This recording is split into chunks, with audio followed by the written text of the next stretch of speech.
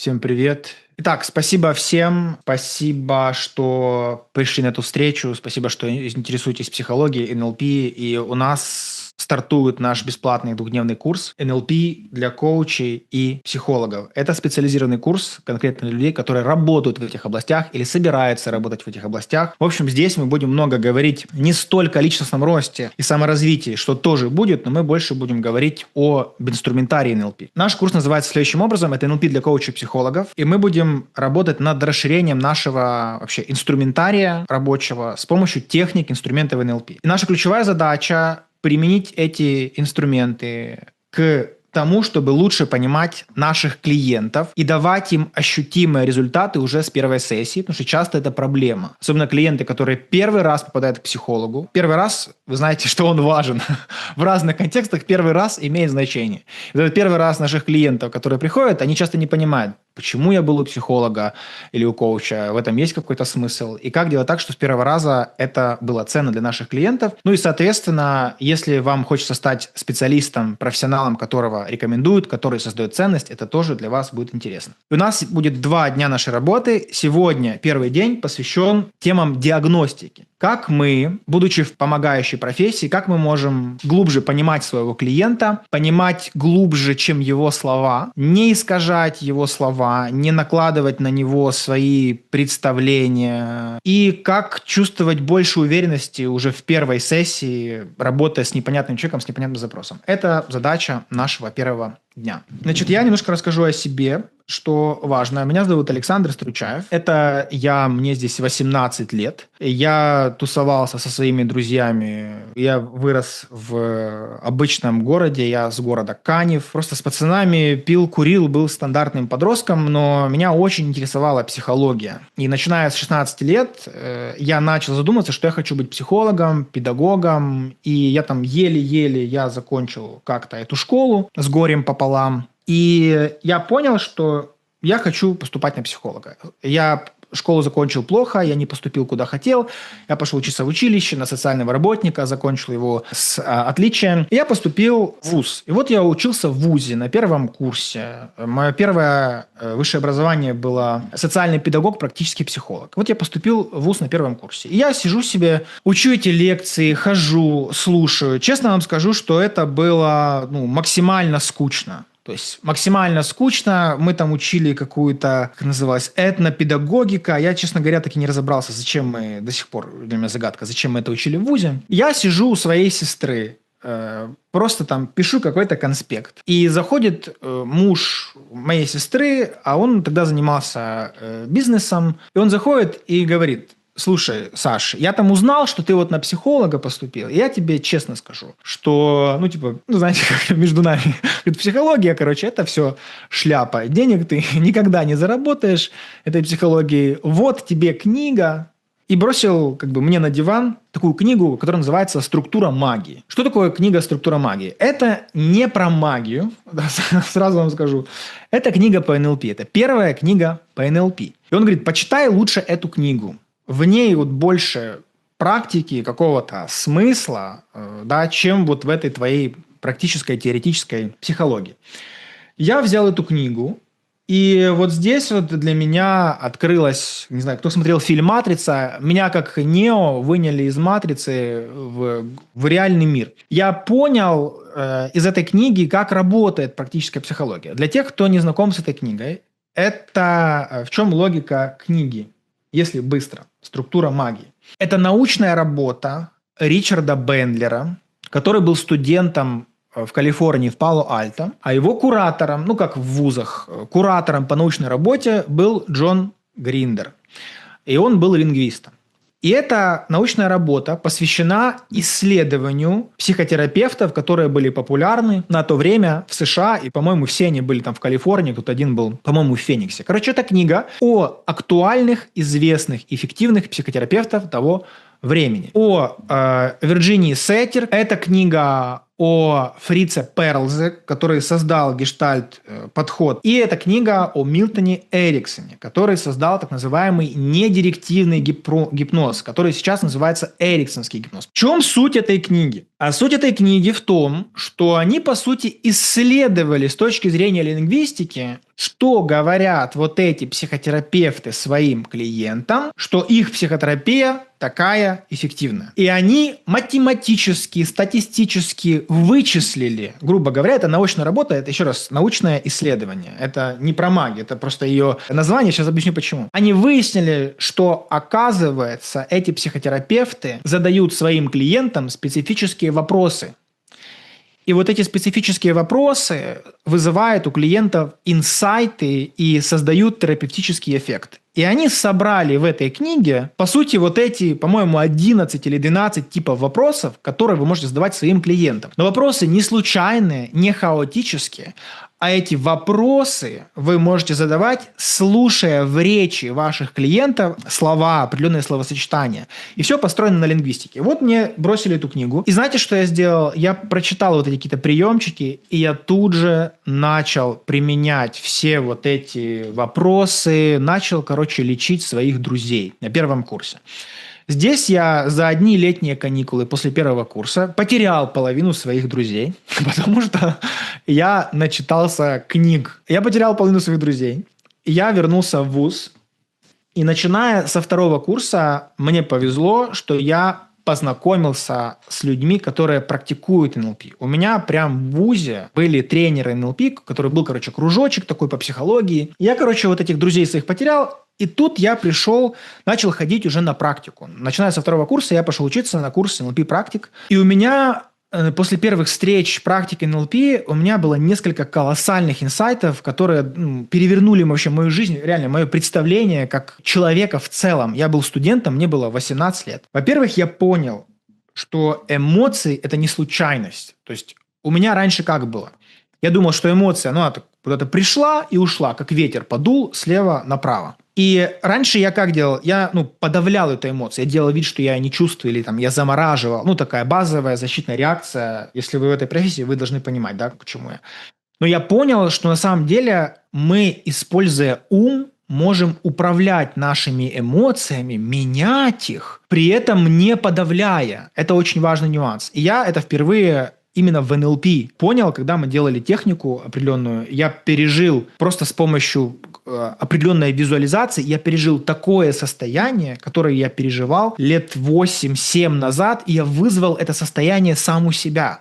Я понял, что мы умом можем влиять на свои эмоции. Второе, что я понял, мне показали очень простую практику. Я человек достаточно тревожный. Я отношусь к тем, кого называют тревожниками. Я это понял, когда сходил к стоматологу, мне говорят, у вас бруксизм, у вас зубы стерты, вы очень тревожный. Я начал работать со своей тревожностью, но уже было поздно. И я не понимал, да, почему я тревожный, и потом я начал отслеживать, что у меня есть внутренний диалог. То есть я все время думаю, все время о чем-то переживаю, накручиваю себя. И впервые в НЛП мне показали, как отключать внутренний диалог, что можно сознательно не думать. То есть, по сути, некая остановка мира, остановка внутреннего диалога, для меня это было вообще каким-то шоком, а можно ни о чем не думать. И третье, да, с чем я столкнулся, с тем, что наше тело, по сути, наше мышление, наша психика, она имеет определенную тенденцию формировать паттерны или программы. То есть, паттерн – это что-то повторяющееся, да. И вот наше поведение, наше мышление, наши мысли, они на самом деле повторяются. Наши слова в речи, у нас есть повторяющиеся паттерны, мы одинаково говорим. У нас есть повторяющиеся эмоции, эмоциональные реакции, привычки позитивные и негативные. Это паттерны. И впервые с помощью НЛП я понял, что можно изменить паттерн поведения. То есть несознательно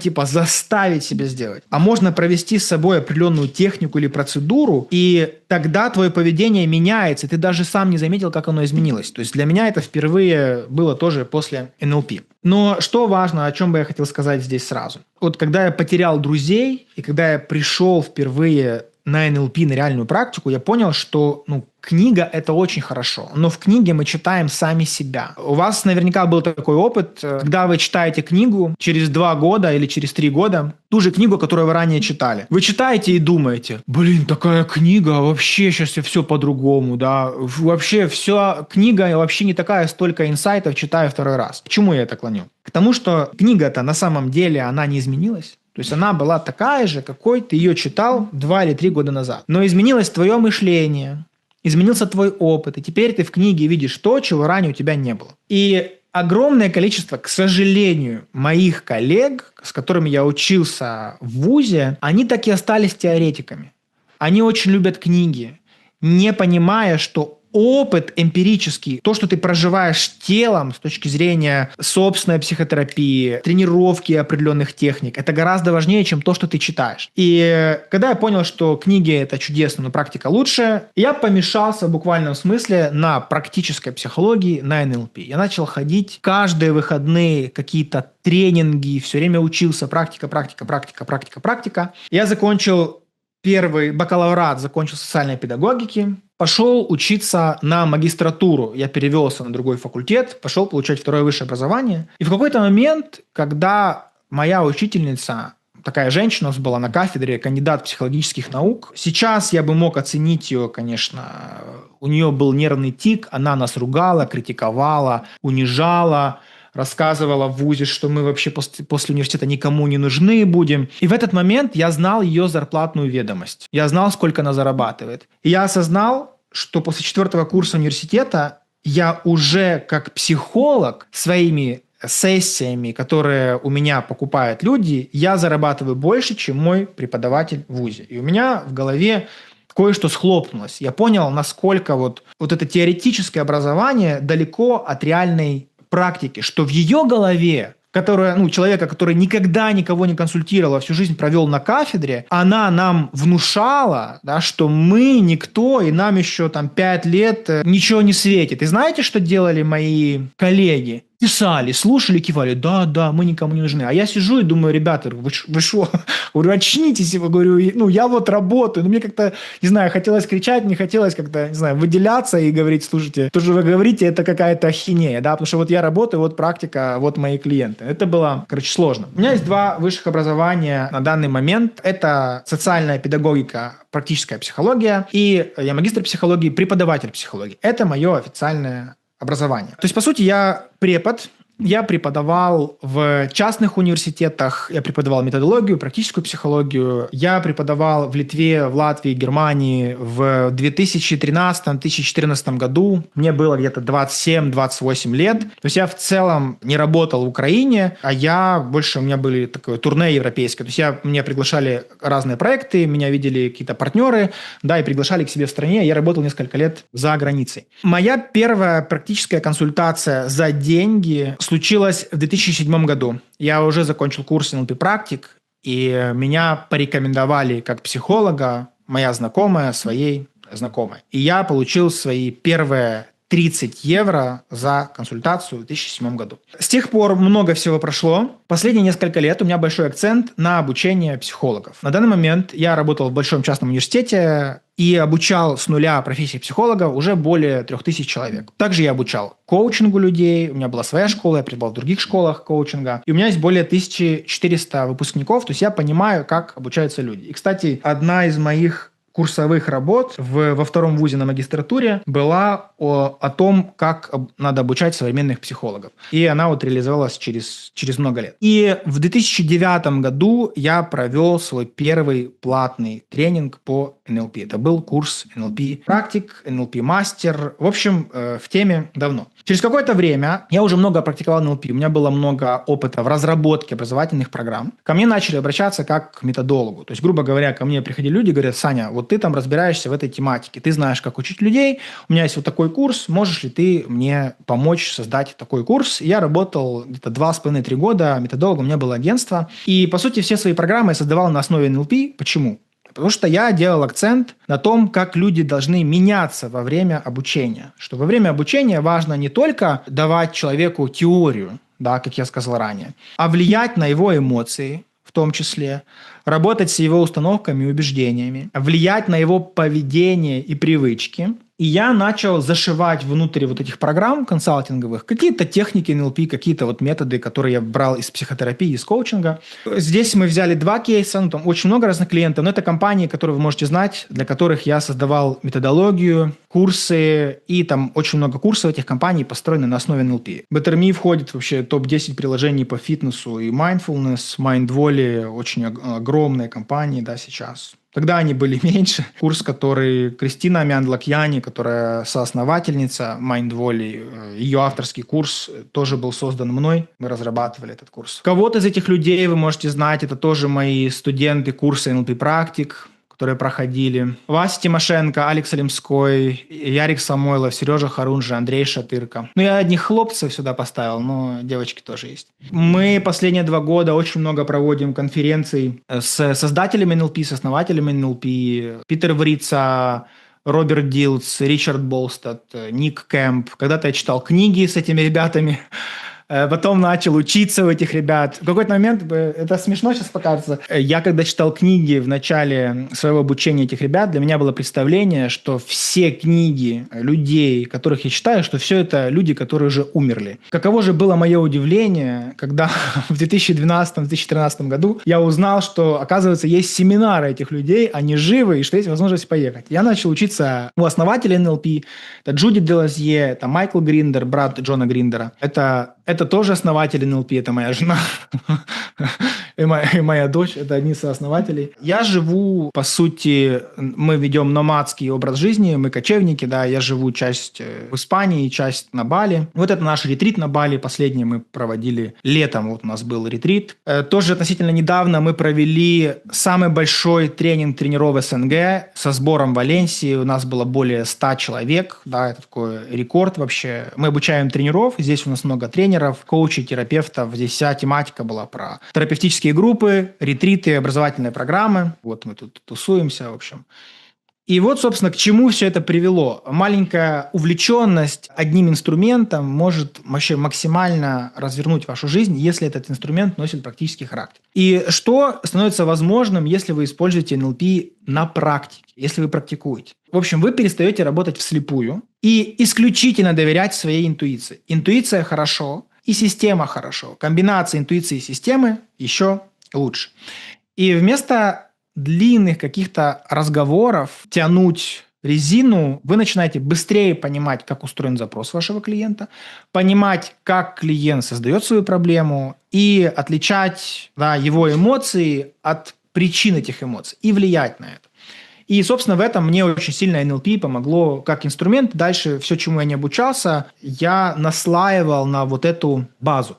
Поэтому что в итоге, если вы научитесь НЛП применять? Вы станете точнее, быстрее и глубже работать. Сейчас мы будем разбирать инструменты, и вы посмотрите, как это работает на самом деле. Вам больше не нужно будет теряться в эмоциях своего клиента, не тащить там все на какой-то своей интуиции и сомневаться, делаете правильно, неправильно. В НЛП есть очень классная система маркеров, на что мы можем обращать внимание в нашем клиенте, что дает нам ясное понимание, что клиент прогрессирует, что у него что-то меняется. Начало вот этих маркеров – это лингвистика, слова. Сегодня поговорим. Я узнал тоже из книги «Структура магии». Сегодня часть из этих мыслей я вам расскажу. В итоге, к чему я хочу, чтобы вы пришли, да, как я бы хотел развернуть для вас НЛП. Первое, чтобы у вас была ясность и опора в каждой своей сессии. Второе, что вы понимали, зачем вы делаете ту или иную вещь на своей сессии, зачем вы говорите это. Чтобы у вас было больше уверенности в том, как вы ведете клиента без каких-то догадок. Не значит, что догадка – это плохо, но часто вести клиента на бум – это проблема. У вас должна быть определенная структура. От этого понятно, что у вас будет меньше какого-то выгорания, напряжения, и у вас начнет появляться ощущение профессиональной зрелости. Это критически важно. Но если клиент интуитивно внутри вас не ощущает у вас наличие опыта и уверенности в проживании сложных эмоций, в уверенности в вашей собственной идентичности, уверенности в том, что вы знаете, о чем говорите, он не купит у вас. Как бы вы классно не продавали, это, как бы вы не привлекали, это очень важный нюанс. И, собственно, именно наличие вот этого опыта, который вы прожили, делает из вас специалиста, к которому хочет возвращаться, к которому хочется идти, потому что внутри вас есть на что опереться. В этом мне очень сильно помогло НЛП. Один из наших больших кейсов и гордости – это Юлия Дамочкина. Она достаточно успешный психолог, сексолог, у нее более 8 тысяч личных консультаций. Она эксперт на телевидении, в разных шоу, она сейчас преподает, и НЛП в том числе преподает, и сексологию. Но мало кто знает, что Юлия Дамочкина пришла ко мне в 2013 году, не будучи психологом, а будучи бухгалтером. Она работала бухгалтером и просто пришла ко мне учиться на курс НЛП-практик. НЛП-мастер. Она была стажером, ассистентом, котренером. Она проводила свои первые тренинги. У нас была отработка. Мы проводили на курсе НЛП-практик такие встречи. И Юля там впервые, я ее онбордил тренера. И, собственно, бэкграунд Юли именно нелперский. Она вышла из тренера НЛП. Поэтому, по сути, это опыт специалиста, который вырос из НЛП, имеет структуру того, как это работает. И дальше, если мы возьмем кейс конкретно Юли, Юля знает, как применять НЛП в нише отношений, в которой она работает, в нише сексологии, кто учился Юли сексологии, там большая основа мышления НЛП. Те, кто только вообще начинает рассматривать для себя НЛП как дополнительный инструмент, очень часто сталкиваются не с тем, какое НЛП есть, а с тем, что о нем принято думать. Это большая проблема. То есть не все люди понимают, что такое НЛП на самом деле, и это мешает им эффективно использовать этот инструмент. В основном это мифы про НЛП, которые мешают людям, коучам, психологам применять это в своей работе, улучшать доход, количество своих клиентов и вообще работать над своим брендом. Наверное, я начну с базовой вещи. Сейчас я расскажу основную проблему НЛП, с которой они неправильно зашли. У НЛП изначально в мире психотерапии и коучинга на самом старте произошла огромнейшая проблема. В то время в США самым распространенным методом еще до КПТ, до того, как КПТ был распиарен, стал популярным, массовым, до КПТ психоанализ был самым популярным. Потому что это Америка, он там зародился, собственно. И тогда в психоанализе была такая мысль, что фобии, они лечатся годами. И что делал создатель НЛП Ричард Бендлер, и вместе с ним делал Тони Роббинс. Они ходили по ТВ-шоу еще в 70-х, 80-х, и проводили в прямых эфирах публичные демонстрации, как они убирают фобию змей, пауков за 20 или 15 минут с помощью гипноза. И я сейчас не рассказываю вам какие-то там мифы Древней Греции. Эти видео вы можете сами зайти на YouTube, погуглить и посмотреть, как они это делали. И они это делали с 70-х, 80-х в прямых эфирах. Какие-то эфиры до сих пор валяются. Как вы думаете, что произошло с психологами того времени, когда какие-то непонятные чуваки без дипломов, докторов, без каких-то лицензий, называя себя какими-то программистами, в прямых эфирах лечат за 20 минут фобию, которую до этого утверждали другие психологи, что она лечится годами? Как вы считаете? Какой эффект это вызвало у тогдашних психотерапевтов? Для людей это было шоу, потому что это было шоу, это было что-то новенькое, эффективное. Но какой эффект это произвело на мир психологии и психотерапии ортодоксальный? В каком-то смысле, друзья, еще произошло обесценивание их профессий. Что сейчас вы можете видеть такой же эффект, что психологи, у которых высшее образование, как их триггерят те, кто прошел психологические курсы, консультирует и зарабатывает больше, чем они. Вот заходим в Threads и смотрим, как психолог с высшим образованием, который 5 лет мучился, хейтит того, кто даже года не мучился. Да? Вот примерно такой же эффект. Это первое, почему психологи не взлюбили НЛП. Второе, НЛП к нам пришло в развал Советского Союза, когда, по сути, было аморальное падение, нищета, мошенники, бандитизм, и НЛП пришло сюда не как метод психотерапии, а как метод развода, продаж людей, потеряв здесь изначально, но зарекомендовала себя не как психотерапия, возможность использовать мышление человека для изменений, личностный рост, духовный рост, а зашло как инструмент продаж и манипуляций. И это называется в психологии, те, кто в теме, это называется импринт или запечатление на таком массовом уровне. И у людей это до сих пор ассоциируется. Это очень сложно стирается. Да, это очень сложно стереть у людей из сознания, потому что оно передается как бы из уст в уста. В действительности сам корень инструмента был утерян, потому что он зашел не в то время сюда. Следующее, что пугало людей сюда же, это обещание мгновенных изменений. Это сразу вызывает скепсис. Какая-то часть людей сразу заходит и применяет инструмент, какая-то часть людей у них скепсис вызывает. Так же, как есть люди, которые до сих пор скептично относятся к криптовалютам. Есть такая классная фраза, что на новую дорогу первыми выходят разбойники. И если есть какой-то классный инструмент, не знаю, там криптовалюта или там НЛП, и это какая-то новинка, этой новинкой первые используют разбойники, авантюристы, мошенники, да, и очень много людей, когда НЛП стало открытым, простым методом, за счет простоты метода это легко распространяется, тогда не было никаких ни школ, ни сертификаций, не было еще такого понятия, как экология. Люди просто ходили, учились, все это масштабировалось. НЛП попало в руки тех людей, у которых нет какой-то базовой там, моральной основы. Но если вы начнете изучать вообще основатели НЛП, что они делают, как они работают. Сегодня, кстати, я тоже поговорю о одном основателе. Посмотрите, что они делают. У вас вообще рассыпятся все мифы, вы поймете, что на самом деле делают эти люди. И ваше представление изначальное об НЛП и наблюдение за создателем создаст у вас правильное впечатление. Ну и тоже проблема агрессивного маркетинга, да, что так как не было какой-то этики, экологии, просто наяривали. Вот еще основные. Хотите, я вам расскажу большой секрет, который не нравится очень многим психологам. Вся психотерапия – это манипуляции. Весь коучинг – это манипуляции. Потому что манипуляция – это скрытое влияние. Мы влияем на своего клиента ради его блага внутри нашей сессии. Если вы как коуч задаете вопрос своему клиенту, вы что, говорите, как этот вопрос должен на него повлиять? Нет. Вы влияете, вы знаете, какой там должен быть тот или иной эффект.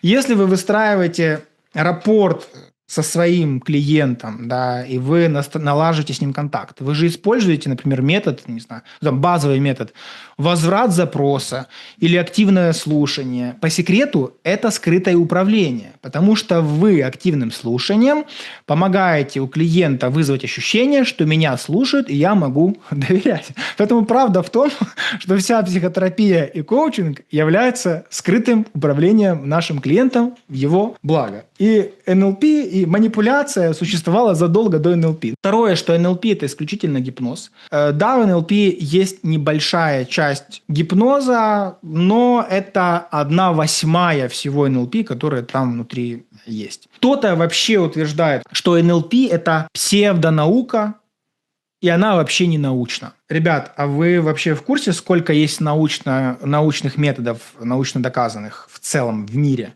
Кто вообще в курсе? На самом деле их не так много. Гештальт, кстати, в международном сообществе психологов не является научным методом. Расстановки не являются научным методом. Психодрама не является научным методом. Психоанализ не является научным методом. Я могу перечислять.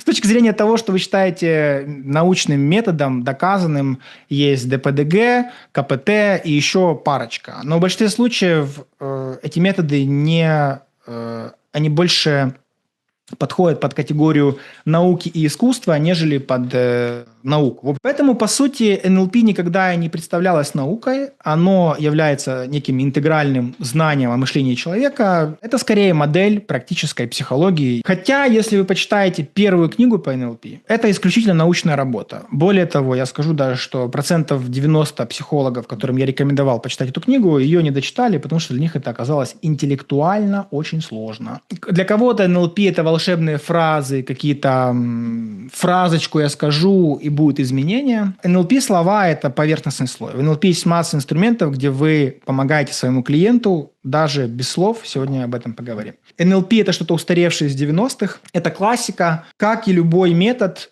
он развивается. Есть экономист, по-моему, американский экономист, фамилия Бек. у него была чудеснейшая фраза, которая звучит так, что любое направление зарождается харизматически, а умирает бюрократически. И почему? Потому что оно зарождается на харизме, на какой-то энергии, на какой-то идее, а потом последователи начинают это систематизировать, упаковывать, писать регламенты, писать теорию. Это становится душным, скучным, структурным и начинает дурно пахнуть. И вот школы какие-то, они умирают за счет своей структуризации. А продолжает жить школа за счет развития новых методов, новых лидеров, новых идей. И для многих людей, которые в 90-х впервые узнали об НЛП, они вообще не в курсе, что НЛП развивается. Есть огромное количество в мире конференций международных, есть новые подходы. НЛП не стоит на месте, оно уже в других областях, в других странах активно используется. Мы за последние 2 года много конференций провели с Дилцем. Да, у вас будет там, в конце я расскажу, у вас будет возможность посмотреть, что сейчас происходит в НЛП. Уважаемые, вообще без разницы, что вам говорит клиент. Может, я залетаю к вам с ноги, и может сейчас покажется странным, что Стручаев не слушает клиента своего, но на самом деле не столь важно, что говорит наш клиент, а гораздо важнее, что он имеет в виду во время того, как он это говорит. Вот это важнее. Нас интересует то, что он говорит, а структура его внутреннего опыта. Структура речи клиента отражает структуру его мышления. Речь является отражением того, как мыслит наш клиент. А структура мышления нашего клиента является отражением структуры его опыта, где опыт – это то, как он ощущает мир, что он прожил, как его опыт упаковался внутри его нервной системы. И по сути, слова нашего клиента, то, что он говорит, напрямую нам показывает, как он мыслит об этом. Я сейчас покажу определенные закономерности. Например, в речи человека, в лингвистике мы это называем предикаты. Предикаты – это слова, по которым мы можем понять, что происходит внутри опыта клиента с точки зрения его нервной системы. Например, какие-то клиенты в речи говорят «я вижу», «у меня все размыто», «мне ясно», «мне не ясно». Кто-то говорит «у меня внутренний голос», да, там, «он мне сказал, а я ему сказала», «я думаю», «я все время про себя говорю». То есть они используют какие-то вот эти слова, фразы, на которые мы не всегда обращаем внимание. Кто-то регулярно говорит «мне там давит, тянет, жмет, напряжение, ком в горле». И это не в буквальном смысле просто речь. Это очень важные индикаторы, по которым мы понимаем, как думает наш клиент. И что нам это дает? Нам это дает понимание, доступ к его внутреннему миру.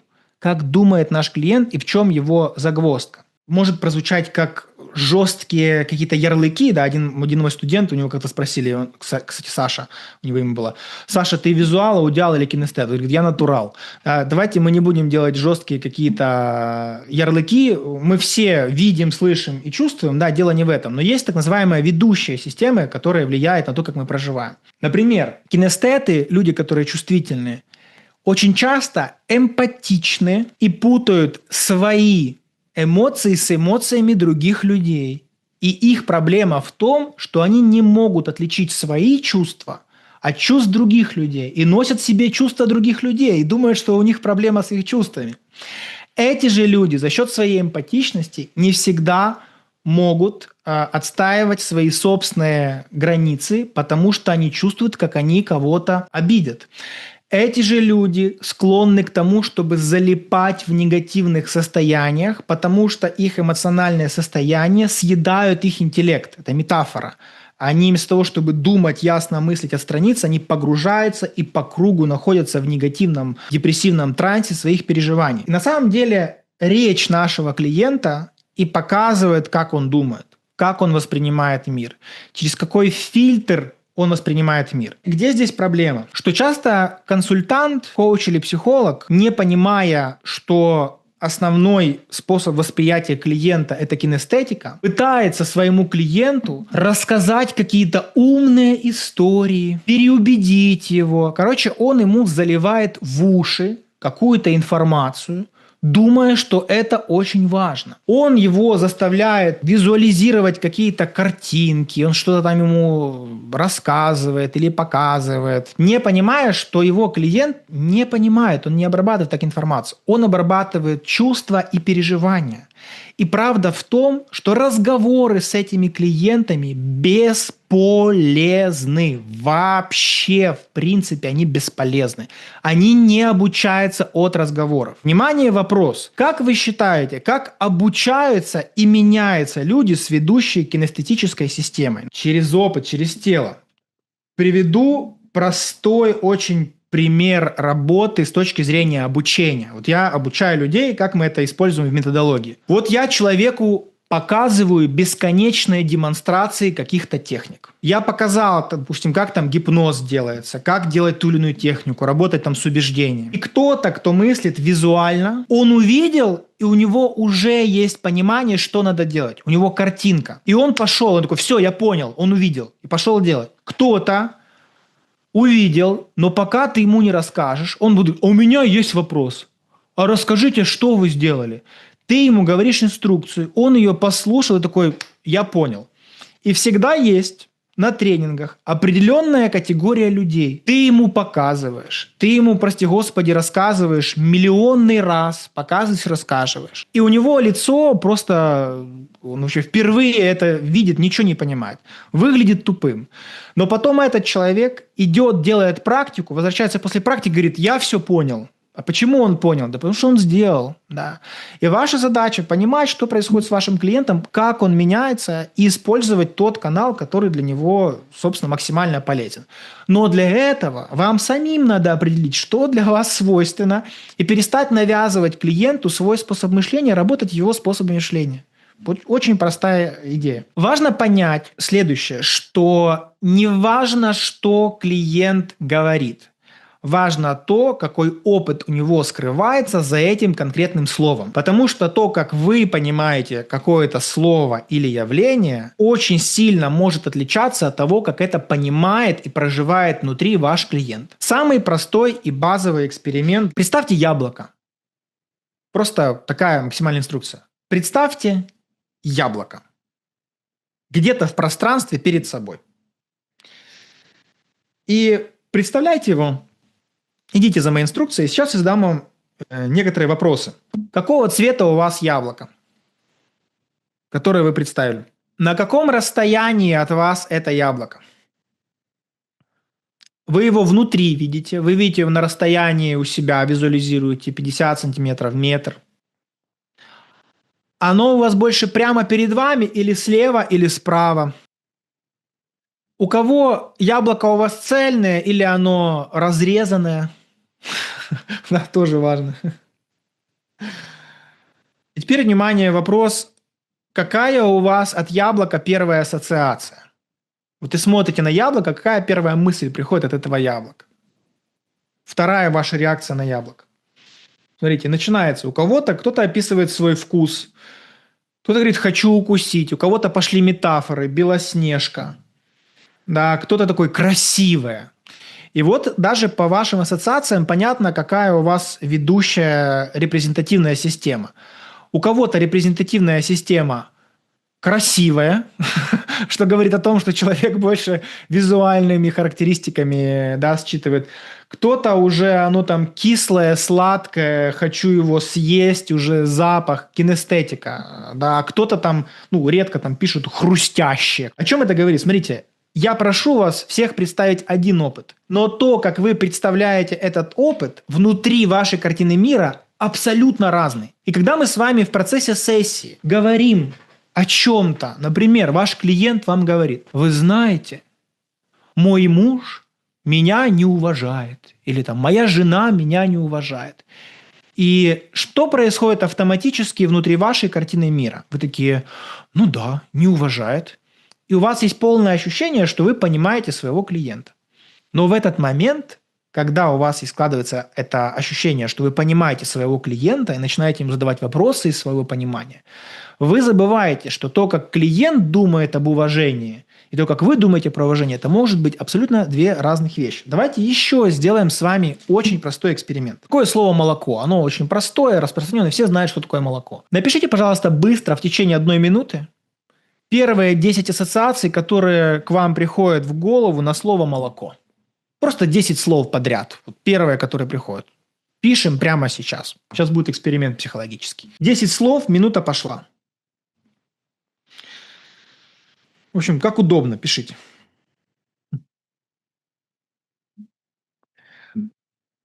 Сейчас я вам приведу простую базовую статистику, как это работает. А теперь смотрите. Сейчас я вас попрошу поверить мне на слово, но если вы начнете читать ассоциации, вы увидите настолько разную форму ассоциаций, да, что здесь будет огромное количество разных слов. Как мы делали этот эксперимент? Какой делали мы эксперимент, когда мы офлайн работаем? Мы собираем 5 человек или 4 человека в одну группу, и по сути это 40 слов. Да, если это 4 человека, 10 слов, если это 40 слов. И дальше я прошу группу сделать следующие подсчеты. Посчитать, сколько слов совпало у всех четверых. Самая большая классика заключается в следующем, что по моему просто опыту, я делаю это упражнение раз 20, самое частое совпадаемое слово – это корова. Второе место – это белое. Да, это 2 таких распространенных слова. Значит, правда заключается в следующем, что из 40 слов, которые есть на группу, у них примерно совпадает одно слово, есть у всех четверых. Это корова. На втором месте у них есть 2 слова, которые могут совпасть у 3 человек. 3 слова могут совпасть еще у нескольких человек. Но 90% слов у них разные. То есть, грубо говоря, мои слова, которые есть у меня, не повторяются у вас вообще. У меня вообще свой набор ассоциаций. Грубо говоря, в среднем от 5 до 10% у нас с вами есть в группе общих ассоциаций. Но разница между нами гораздо больше, чем нам кажется. И в данном случае мы используем очень объективное, понятное слово «молоко». А что если я бы предложил вам слово не молоко, а любовь или значимость, или абьюз, например, да, или еще что-то. Как вы считаете, наша разница в восприятии этого слова была бы больше различий или больше сходства со словом молоко? Как вы считаете? Конечно, больше. Конечно, больше. Это риторический вопрос. И в этом вся проблема. Почему это проблема? Потому что, работая с нашим клиентом, очень часто психологи и коучи работают с теми словами, которые говорит клиент, с теми понятиями, забывая, что опыт за этими понятиями у меня один, а у него один. И самое, мне кажется, болезненное для меня лично, что мы интуитивно накладываем свой опыт на клиента, и ему кажется, что у него такой же опыт, как и у нас. И у нас создается ощущение понимания. А на самом деле мы 2 параллельных вселенных. В чем заключается основная задача здесь коуча и психолога? Работать исключительно внутри картины мира клиента, работать с тем его опытом, который он на самом деле проживает касательно этого термина. Не пытаться ему навязывать новую терминологию, переубеждать его в своем опыте, потому что тогда вы клиента ведете к своей картине мира, а не работаете с его изменениями. Вы не работаете с его картой мира. Вы просто навязываете ему свою волю. Это психологическим языком называется насильственное общение. Да, наша задача сделать ненасильственное общение, чтобы клиент смог быть собой на наших сессиях, и от этого он будет расти. Наша задача не мешать ему и как минимум не навязывать ему свою картину мира. И еще один инструмент, один из моих любимых с точки зрения диагностики. И запрос можно собрать, и в маркетинге он классно используется, и он в том числе может быть терапевтическим. Для меня это создает колоссальную ясность в работе с клиентом и достаточно быстро помогает структурировать запрос. Значит, в чем суть? Представьте линию времени. Вот мы читаем слева направо. Представьте, что там где-то ходит такой человечек, наш клиент. Да? И наш клиент обычно приходит к нам. Модель называется SCORE. Это аббревиатура из букв S, где буква S – это симптом, causes – это причина, буква C, outcomes – это желаемый результат, буква O, effects – эффекты – это эффект или следствие, и R – это ресурсы, Да, и сейчас я объясню, в чем тут основная логика. Значит, смотрите, для вас это сканворд. Мы можем заполнять этот сканворд в любой последовательности. Приходит нам клиент. Чаще всего клиенты к нам приходят статистически либо с желаемым результатом, по моему опыту, 20% они уже что-то знают, чего они хотят. Но 80% они приходят с симптомами, с настоящим состоянием или с жалобами, что со мной не так. И если к нам приходит клиент и начинает нам говорить какую-то свою проблему, у меня бу-бу-бу-бу-бу-бу-бу, и раскладывает нам проблему. И наша задача представлять, что то, что он говорит, мы кладем в корзинку симптомы. Да, вот симптомы, вот о чем он говорит. И клиент может очень долго нам рассказывать, чего он хочет, и мы вот здесь вот с ним залипнем на 350 часов, будем 10 сессий ковыряться, чего он там хочет. Но есть еще как минимум 3 других важных блока, которые нам стоит заполнить. Первый, самый важный блок и вопрос, который мне очень сильно помог, это вопрос, который меня научил Дилс. А что ты хочешь вместо этого? Потому что пока клиент будет вам рассказывать 10 минут о том, что с ним не так, если вы замечали, чем больше клиент рассказывает о своей проблеме, тем больше он в нее погружается. Потому что, чтобы рассказывать о своей проблеме, ему нужно на ней фокусироваться. И чем больше он фокусируется, тем больше он погружается эмоционально в свою проблему. И очень часто это не является ресурсным для нашего клиента. Это просто прожигание его эмоциональной энергии. Он ее не на то вообще тратит, он выжигает свою энергию изнутри. Наша задача – вести клиента к следующим вопросам. Что ты хочешь вместо этого и какая твоя цель? Вот это тебе не нравится, а что бы тебе хотелось? И мы, по сути, уточняем у него желаемый результат. Дальше. Не все клиенты понимают, что за желаемым результатом, не все то, чего они хотят, на самом деле им нужно.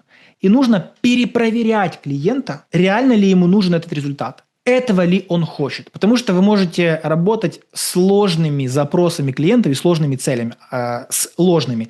Особенно это часто в коучинге. Клиенты приходят, и то, что они рассказывают, то, чего они хотят, и то, что они на самом деле хотят, вообще очень разные вещи. Если у вас достаточно сильный уровень наблюдательности, простой тест. Когда вам клиент говорит, чего он хочет, посмотрите на своего клиента и попросите его прямо сейчас представить, что он это получил. И смотрите на реакцию его тела. И здесь классика железная. Если вы видите физиологические изменения клиента, что ему становится лучше от представления, что он получил желаемое, то, что он хочет, связано с его настоящими потребностями, эмоциональными, духовными, и с тем, что резонирует с его ценностями. И это экологично для него.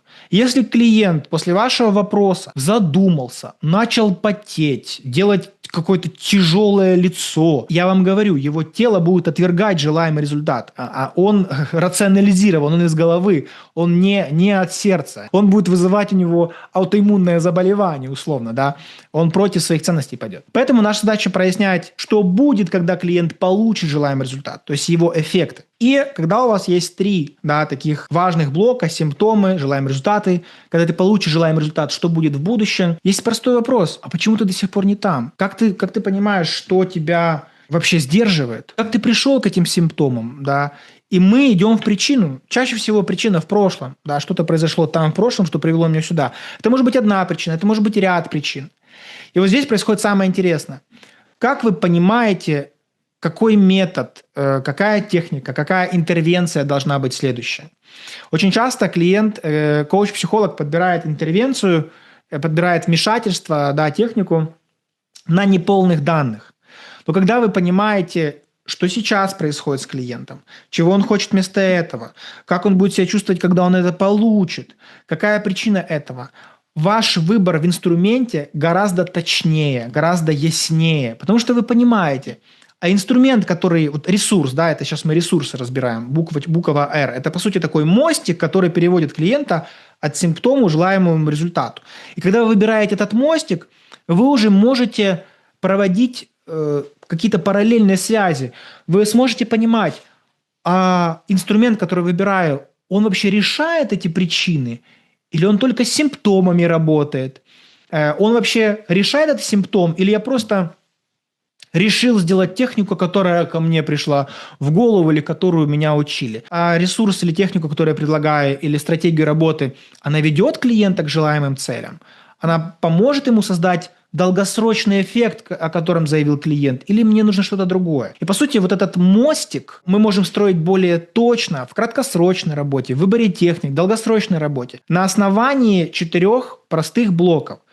Какой симптом у клиента, чего он хочет вместо этого, когда он получит желаемое, какие эффекты будут и какие причины того, что он до сих пор туда не пришел. Прямо сейчас давайте сделаем с вами этот скор. Я буду рад, если вы будете честными. Напишите, пожалуйста, внутри своей профессии, да, если бы вы пришли к, допустим, какому-то супервизору или опытному специалисту, и вы бы хотели внутри своей профессии, да, достичь чего-то нового или решить какую-то сложность. Какая проблема номер 1 сейчас есть внутри вашей профессии, которую вы бы хотели решить? Напишите, что это за проблема. И это ваш симптом, да, что у вас болит больше всего, на что вы жалуетесь. Что вы хотите остановить? Вот мне тоже нравится этот вопрос. Что я хочу остановить, прекратить делать? И честно пишите. Сейчас проведем вас по скору. Нехватка развития. Угу. Непонятно, с чего начать. Продажи, тревожность, страх, мало клиентов. Окей. И теперь следующий вопрос. А чего вы хотите вместо этого? Если сейчас, например, мало клиентов, да, как вы видите желаемый результат? Важно, что вы это описали и написали. Вы хотите много клиентов или достаточно клиентов? Или если, например, кто-то вот пишет, сейчас проблема спасать клиента, то что было бы моим желаемым результатом?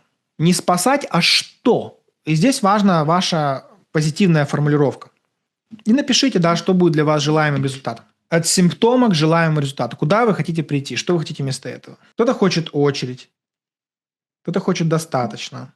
Кто-то хочет уверенность. Угу. Стабильность. Угу. И вот сейчас очень важно для тех, очень важный вопрос. Послушайте мой. Я попрошу вас сейчас подумать о желаемом результате, еще раз для себя его проговорить и представить на секунду, что вы достигли желаемого результата. И из этого места, где вы ощущаете, представляете, что вы уже достигли, подумайте вот над чем. А когда я этого достигну, что следующее откроется? Как это повлияет на меня и на мою жизнь? Какие другие перспективы откроются? Или что более ценного и важного случится в моей жизни, когда у меня это будет? Например, кто-то пишет, что вот у кого-то кто-то будет приглашенным спикером и желанным.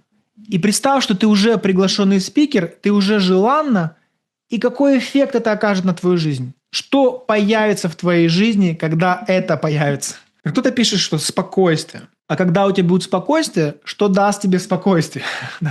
Какой следующий эффект? И вот здесь вот мы исследуем эффекты. Мы идем не просто копаем в своем запросе, мы ставим цель, что я хочу вместо этого, и идем за пределы цели. Что нам даст эта цель через год, 2, 3? У кого-то удовлетворение, у кого-то уверенность. И вот здесь очень важно. И если вы знаете, чего вы хотите в будущем, как это на вас повлияет, какая истинная причина, почему вы до сих пор не там, что вам мешает достичь этого эффекта, какие причины. Кто-то пишет лень. Ну, я бы там смотрел не в лень. Какая причина лени? Сюда глубже. Страхи, саботажи, неуверенность. Да, и мы начинаем копать в то, что мешает нам, в причины. И теперь в этой точке, если мы понимаем, что нам мешает неуверенность, что нам мешает страх, нам мешает прокрастинация, то у нас недостаточно времени, например, то может быть моим ресурсом. И вот здесь вот мы начинаем понимать, что если моя проблема – это страхи, мне страшно, то техники, которыми я должен работать с собой, это работать непосредственно со своими страхами. Не столько с целями, столько с теми страхами, которые мне мешают. И здесь мы можем выбирать, что страхи – это состояние. Завтра мы об этом чуть будем, кстати, говорить. Что страхи – это состояние, что страхи где-то зарождаются, что страхи живут не столько в нашем сознании, а сколько часто в нашем теле. Да? Потому что страхи – это переживание скорее, чем внутренний диалог. Хорошо. Если вы понимаете, что ваши проблемы, например, вот кто-то пишет, это финансы, что это причина, то что должно быть ресурсом? Понятно, вы скажете, деньги должны появиться, да, но мы должны делать что-то, чтобы эти деньги у нас появились. Тогда мы понимаем, на чем фокус. Теперь смотрите, тоже важный нюанс, что очень часто этот скор для кого-то он может оказать терапевтический эффект, а для кого-то диагностический эффект, а для кого-то следующий уровень. Например, кто-то из вас может пройти такой скор, и у вас открывается настоящий запрос. И вы можете с этим настоящим запросом, вот то, что вы определили как причину, вы можете причину переместить в симптом и пройти еще раз круг. Если вы нашли причину как страх, превратите страх в симптом. Супер. Я боюсь, мне страшно. Чего я хочу вместо этого? А когда это получу, что я достигну? И какая причина моего страха? И мы вот эту диагностику, знаете, как по спирали мы углубляем внутрь нашего клиента, докапываясь до самой сути. В работе с состояниями достаточно простая вещь. Это такая примитивная визуализация, но она показывает очень глубоко, как мы работаем с нашим опытом. Техника, которую я буду сейчас делать, да, пример того, как можно работать в НЛП, не понимая запроса нашего клиента. Вот даже не общаясь на уровне содержания с нашим клиентом. Могли бы вы подумать сейчас о какой-то проблеме или ситуации в вашей жизни? Давайте так, вот есть градация проблем. Давайте возьмем не проблему, а возьмем, например, человека. Так будет проще. Нет человека, нет проблемы. Я сейчас не хочу, чтобы мы превращали это в сеанс психотерапии, чтобы мы не напоролись на какую-то вашу внутреннюю мину. Я не контролирую просто, о чем вы думаете, поэтому давайте сделаем проще. Могли бы вы подумать о каком-то человеке, который влияет на ваши эмоции или стрессует вас, или вызывает у вас какое-то негативное состояние? Вы, конечно, можете уже быть просветленными, и уже вы всех приняли, благоухаете, читаете ауру, но попрошу вас сделать, давайте простой эксперимент. Представьте какого-то человека, который вызывает у вас стресс. А еще мы сделаем простую практику. Практика, которая показывает, что не столь важно, что мы говорим, важно, как мы думаем. Я говорю инструкцию, вы просто за мной следуйте, мы делаем простую базовую визуализацию. Я попрошу вас представить этого человека, чтобы перед вами оказался образ этого человека. И сфокусируйтесь, пожалуйста, на этом человеке, на его силуэте, может быть, у этого образа, может, он двигается, может, у него есть какая-то форма. Этот человек стоит, лежит, сидит, да, то есть посмотрите, во что он одет, как он двигается. И когда вы фокусируетесь на этом человеке, начните наблюдать за тем, какую эмоцию он вызывает. Или какое состояние этот человек вызывает у вас, когда вы просто думаете о нем, представляете этот образ. Сфокусируйтесь именно на эмоциональных, физиологических переживаниях, как тело реагирует на этого человека. А теперь сделайте следующее. Теперь сместите постепенно фокус со своих чувств снова на образ человека, которого вы видите. И сделайте, пожалуйста, 3 операции. Я просто буду говорить вам, что делать с этим образом, а вы про себя делаете внутри. Первое, что я попрошу вас сделать с этим образом, сфокусируйтесь на нем, снова верните фокус на картинку и представьте, что этот образ потерял цвет и стал более черно-белым. То есть он утратил какую-то яркость или концентрацию, и он стал черно-белым или серым, то есть чтобы не было выраженных цветов. И вы можете представить, что у вас есть какая-то кисточка условно, и вы себе там рисуете внутри, делаете черно-белый образ. Делайте его черно-белым, и если вы уже внутри сделали, просто про себя кивните, что вы сделали, я вас не вижу, но я буду знать, что вы кивнули. Второе, что я попрошу сделать с этим образом, сделайте его немного меньше, уменьшите этот образ. Настолько, насколько вы считаете нужным для себя. Если он был в размере у вас метр, сделайте его там полметра или 25 сантиметров, а может 1 сантиметр. Но образ, вы не меняете его содержание, все тот же человек, просто он меньше в размере. Черно-белый и меньше. И сейчас, когда вы это сделали, тоже кивните. И теперь представьте, что этот образ от вас отдаляется на метр, 2 или 10. Он остается таким же, черно-белым, маленьким и дальше от вас. И пусть он отдаляется с той скоростью, которая к вам приходит. Тут нет правильного варианта. Просто наблюдайте. И смотрите на тот же образ, черно-белый, маленький, дальше от вас. И теперь понаблюдайте, какие чувства и состояния вызывает этот образ. Сфокусируйтесь на том, что происходит в теле. Окей, супер. А теперь мы сделаем следующее. Теперь смотрите образ, да, представьте, что его больше нет. Обратите внимание на меня, на мой голос. Мы здесь с вами находимся прямо сейчас на этом курсе. Мы делаем практику, вы просто следуйте моему голосу. Мы занимаемся базовой какой-то визуализацией, да, контролируемой визуализацией. Я вообще не знаю, там, о ком вы там думаете, ничего из этого не знаю. Окей? И теперь попрошу вас сделать следующее. Могли бы вы заново представить этого человека перед собой, снова представить этот образ? Просто представьте и сейчас понаблюдайте за тем, какое состояние этот образ вызывает. Вы чувствуете то же, что чувствовали первый раз. Интенсивность вашего переживания уменьшилась, или, может, у кого-то увеличилась, или как-то по-другому вообще сейчас вы воспринимаете этот образ. У кого сейчас состояние от этого образа изменилось? Напишите. Да, уменьшилось чуть-чуть, да, но чувства уже не те, интенсивность сильно уменьшилась. Нравится, стало нейтрально. Нейтрал, уменьшилась интенсивность. Мгм. У кого-то даже с минуса в плюс. У кого-то печальнее стало, бывает. Исчез, пофиг, формально, стало спокойней. Да, супер, хорошо, этого мы и добивались. Но я еще кое-чего добивался в этой технике. Смотрите на суть происходящего. Да? Теперь занавес. Да? Мы выходим из состояния такой визуализации, я опускаю занавес и говорю вам с точки зрения психолога. Я понятия не имею, о ком вы вообще о ком вы там думали. Я же не в курсе, о ком вы думаете. Да. Я не знаю, в чем ваша история личная. Что вам сделал этот человек. Но я точно знаю, что только что вы что-то там визуализировали, вы что-то меняли на основании тех инструкций, которые я давал. И сейчас ваши эмоции об этом человеке уже не такие, как были 5 минут назад. При этом вы мне лично о нем ничего не говорили. И ваш опыт взаимодействия с этим человеком никак не изменился. Его поведение никак не изменилось. Ваша личностная история и ситуация тоже никак не изменилась.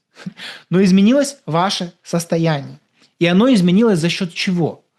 За счет того, что, сейчас я объясню, что то, что вы чувствуете касательно этих людей, связано не с тем, что сделали эти люди, а с тем, как внутри вашей нервной системы вы кодируете восприятие этих людей. У вашего восприятия есть код. И есть простой как бы лайфхак, да, вот в НЛП, когда мы об этом говорим. Мы не работаем с содержанием того, что говорит клиент. Мы работаем с восприятием нашего клиента. И здесь задача такая, что чаще всего образы и наши мысли, которые сильно на нас влияют, мы их видим очень близко к себе. Эти образы в буквальном смысле в нашем сознании, они большие. Но за счет того, что они большие, они влияют на наши эмоции. И уменьшая сами по себе образы, мы уменьшаем эмоциональную интенсивность. Образы, которые близко, они в том числе влияют на наши эмоции, отдаляя образы от себя, занимаясь такой визуализацией, мы как будто бы диссоциируемся и уменьшаем интенсивность переживаний. Мы можем наблюдать интеллектуально за этими образами. Мы включаем ум в этот момент и даем себе некое пространство подумать над тем, что здесь происходит, не утопая в этих переживаниях. Это дает нам возможность принимать правильные решения, не из страсти, захвата, а рациональное решение думать о будущем. И яркость самого образа, восприятия. Чем интенсивнее цвета, есть очень крутое исследование, где показано, как цвета влияют на наши эмоции. Вы, когда перед зеркалом стоите, вы в какие-то цвета одеваетесь, и вам нравится ваше состояние, потому что вы смотрите на себя, это вызывает чувство. Очень важно, как мы видим те или иные эпизоды своей жизни. И мы, по сути, работаем с прошлым, но мы не работаем с самим прошлым, мы работаем со своим восприятием этого прошлого или этого человека. И меняя способ, как мы воспринимаем, мы меняем свое состояние касательно этого прошлого. И вспоминая тоже прошлое или тоже человека, мы уже не испытываем этих чувств, мы испытываем другие переживания. И это, по сути, называется программирование своего собственного восприятия. Кому понятна идея, напишите, пожалуйста, в чат, понятно ли? Окей, да, и пару нюансов, которые здесь хотел бы озвучить. Смотрите, наши клиенты, э,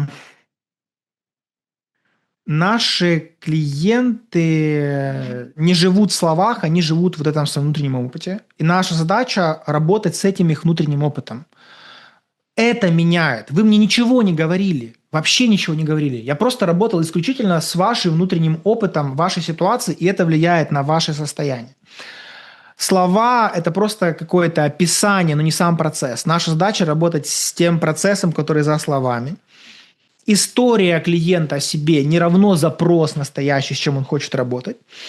То, что клиент не знает, с чем он хочет работать, у него ложные запросы – это норма. Да? Нам надо его диагностировать и глубже проводить там, по скору.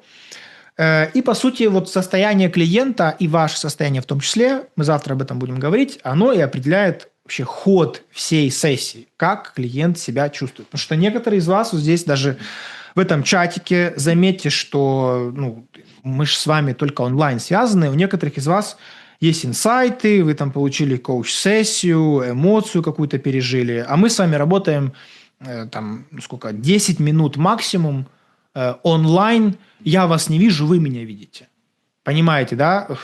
В чем тут соль, да? И тоже это одно из хороших доказательств, что состояние меняется достаточно быстро. Завтра мы будем говорить больше о том, как менять, как делать изменения, как делать шире. Сегодня мы говорили про диагностику, про понимание клиента, но завтра мы будем говорить про состояние. Завтра мы будем говорить о том, как менять убеждения, как их расшатывать и как работать с внутренними конфликтами. Я напоминаю, что у нас с вами двухдневный бесплатный тренинг, где я рассказываю, что такое НЛП, развенчиваю мифы и показываю НЛП в разрезе коучинга, психологии, психотерапии, то, как оно работает. И, собственно, если вы коуч, психолог, терапевт или эксперт, и вам нужно расширение своего репертуара технического, то НЛП – это хороший вариант. НЛП в данном случае помогает быстрее достигать результатов во многих случаях, дает вам ясность и опору, почему делать те или иные вещи в процессе вашей сессии. Да, и, собственно, НЛП мне помогло стать терапевтом и тренером, и психологом, которого рекомендуют, и моим ученикам. Да, и сегодня я, собственно, и вчера я рассказывал о том, как это делать. Окей, поехали дальше. Вчера у нас была диагностика. Мы говорили о том, как диагностировать то, что происходит с клиентом, как считывать то, что происходит за пределами его слов, и говорили о базовых моделях диагностики, какие вопросы можно задавать клиенту, чтобы целостно видеть его ситуацию и правильно подбирать те или иные техники. И вчера также мы работали с эмоциями в плане, что я показывал достаточно простую модель, как мы можем с помощью нашего ума, так как НЛП – это йога для ума, как мы можем с помощью нашего ума управлять нашими эмоциональными состояниями. Это было вчера. Что у нас сегодня по плану? Сегодня по плану мы говорим не про диагностику, а про следующий этап. Вот мы диагностировали, да, и как мы можем работать с клиентами с точки зрения интервенции или влияния на картину мира нашего. В общем, картина мира, да, это представление о мире клиента. Сегодня мы говорим о том, что такое внутриличностные конфликты. Сегодня мы говорим о том, что такое ограничивающие убеждения, и говорим о том, как менять свои триггеры или поведенческие какие-то программы, которые кажутся для нас неизменными и автоматическими. Сегодня план, да, в чем разница между просто пониманием и изменениями. Сегодня об этом будем говорить. Про долгосрочные результаты сегодня скажу. У нас будет сегодня несколько упражнений. Здесь в презентации есть то, что я планировал, но я дам определенные вещи, которые сегодня даже не планировал. Пришло ко мне в голову, что надо этим поделиться. В конце встречи, если вам понравилось это, вы захотите продолжить обучение у нас, я сделаю предложение по курсу «Практика НЛП» на лучших условиях, которых нет в открытом доступе в интернете. Это для тех людей, которые приходят к нам на бесплатные эти курсы. Для вас будет такое предложение. Да, задача основная курса, который у нас скоро стартует, это помочь вам стать специалистом, которого рекомендуют, и который быстрее делает изменения со своими клиентами. Не просто болтает, а который делает шифты и сдвиги. И давайте мы сразу пойдем к ощутимым долгосрочным результатам. Мы поговорим сегодня о 3 темах. На самом деле, таких важных тем, которые фундаментально меняют клиента, их 7, мы успеем затронуть 3. Первое – внутренние конфликты. Второе – это триггеры. Третье – это убеждения и их структура. Начну я с внутренних конфликтов. Здесь что хочется сказать? Самые простые базовые вещи. Мне нравится несколько метафор вокруг внутренних конфликтов. Э, Одна из моих любимых метафор– это что моя психика– это автомобиль. И я за рулем этого автомобиля. И внутри этого автомобиля существует еще несколько моих ролей. Иногда я могу злиться, могу быть очень яростным. И сидит злой какой-то ворчливый дед, например, справа от меня. А еще может сидеть какая-то истеричка, кричать. А еще кто-то грустный может сидеть, слушать музыку грустную и плакать. Если вы смотрели фильм «Головоломка», про то, как эмоции разные живут, это тоже хорошая метафора. И в критические моменты моей жизни моя задача сесть за руль, где я своим сознанием сажусь за руль, а всех остальных пристегиваю и говорю: ребята, держитесь. Но я не даю истерической девочке или мальчику в слезах вести руль, он просто нас всех прибьет. Или ворчливому деду, который будет сигналить, ругаться, у него будет медленная реакция, потому что он старый, да, и так далее. И наша психика в каком-то смысле мы носители разных ролевых моделей, мы носители разных намерений. И наша жизнь, ну, может складываться в двух форматах. Первый формат. Все эти участники действий внутри нашего автомобиля дружат между собой, или они не дружат между собой. У них там бардак и катастрофа. И одна из самых простых и базовых техник в работе с этим, она в психотерапии, в коучинге достаточно известна. В НЛП эта метафора называется «части личности». Я бы здесь провел важное различие. Кто из вас понимает, в чем разница между частями личности и субличностями? Смотрите, субличности– это отдельная личность, живущая внутри меня, о существовании которой я не знаю. И мое сознание отключается, и она действует от моего имени. У меня может быть несколько таких субличностей. Да, и каждый живет отдельной жизнью, не зная о существовании друг друга. Это уже диагноз. Когда я говорю части личности, я имею в виду совсем другое. Да, я всех из них осознаю. Самая простая метафора, например.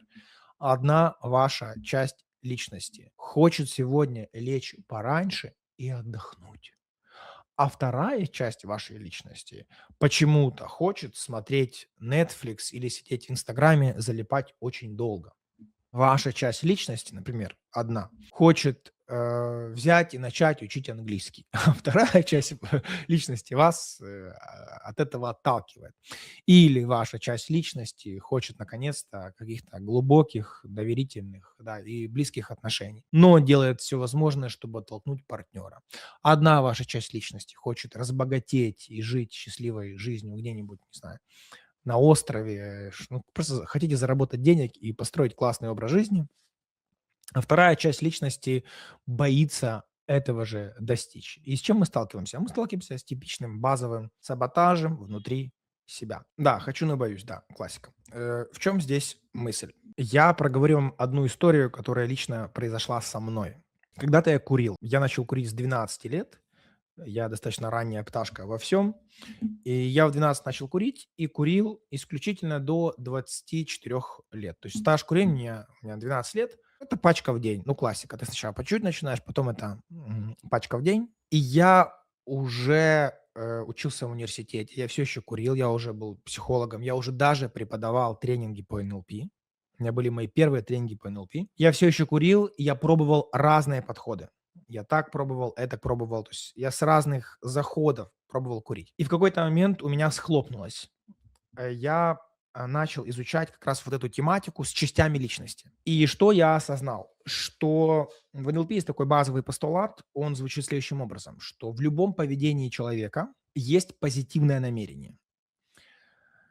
И что в любой момент времени мы делаем лучший выбор из тех, который доступен нам в нашей картине мира. Я начал не пытаться бросить курить, я начал изучать мое позитивное намерение, почему я курю вообще, что хорошего я для себя делаю. Я начал очень глубоко изучать свои ценности и свои потребности. И в какой-то момент меня осенило. Когда я начал просто наблюдать за собой, я заметил, что я курю исключительно в перерывах между рабочими процессами, И во время курения я расслабляюсь.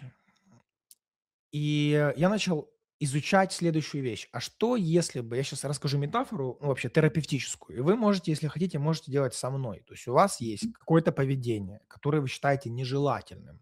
Да, если кто-то готов со мной сейчас проделать небольшую практику, да, мы не знаем друг друга, да, но я буду вас вести, вы можете делать параллельно сами, если получится у вас. Что я делал с собой? Я начал разбираться с тем, а что, собственно, я делаю, в чем мое поведение. Вот я хотел от этого избавиться. И я начал обращать внимание не на то, какое плохое это поведение, а как я себя чувствую, когда я начинаю делать это поведение.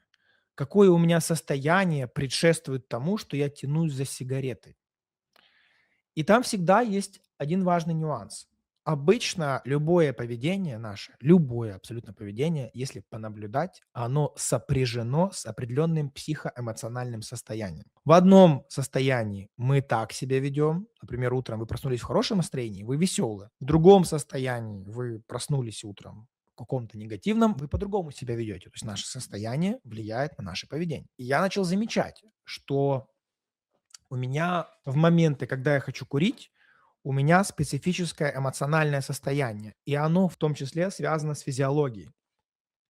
Я, например, начал замечать, что когда я хочу курить, у меня вот здесь вот что-то происходит, да, в горле происходят странные какие-то переживания, да.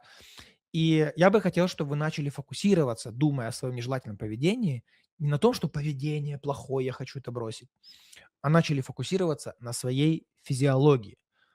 Какое ваше состояние вашего тела предшествует вашему нежелательному поведению? И какие есть в буквальном смысле физиологические симптомы этого состояния? Что дальше, да? Как я работал тогда с собой? Начал задавать себе вопрос.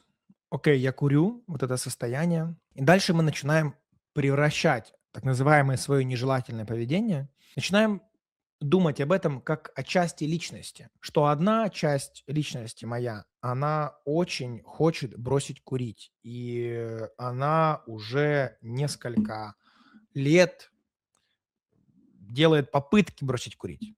Но вторая моя часть личности с 12 лет по-прежнему курит до 24. Получается, моя часть, которая курит, ей 12 лет, она чего-то хочет. И часть, которая пытается бросить, ей там 3 года, и она вот, у них там конфликт какой-то. Что я начал делать? Да.